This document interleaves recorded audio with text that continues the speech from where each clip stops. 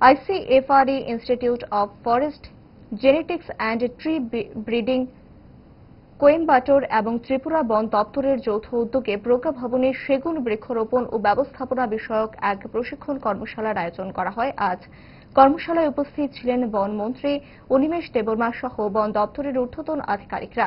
অনুষ্ঠানে সেগুন চাষের আধুনিক পদ্ধতি, বনায়ন সম্প্রসারণ এবং টেকসই বন ব্যবস্থাপনা নিয়ে বিস্তারিত আলোচনা করা হয়। কর্মশালায় উপস্থিত হয়ে মন্ত্রী অনিমেষ দেববর্মা বলেন, এই ধরনের প্রশিক্ষণ বন সম্পদ সংরক্ষণ ও উৎপাদনশীলতা বৃদ্ধিতে গুরুত্বপূর্ণ ভূমিকা পালন করবে।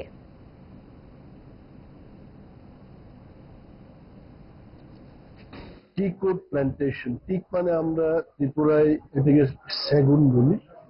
তো সেগুন জেনেটিক্যালি এটাকে আরো বিশেষভাবে নতুন প্রজাতির একটা টিক উড তৈরি হয়েছে এবং এটাকে ত্রিপুরায় আমরা রোপণ করব। আগে থেকেই কিন্তু ত্রিপুরাতে সেগুন হচ্ছে, আরো বেশি করে না, কারণ আমরা দেখেছি ভারতবর্ষ এখনো প্রায় $2.7 বিলিয়ন খরচ করে বাইরের থেকে টিক উড মানে আমাদের আনতে হচ্ছে।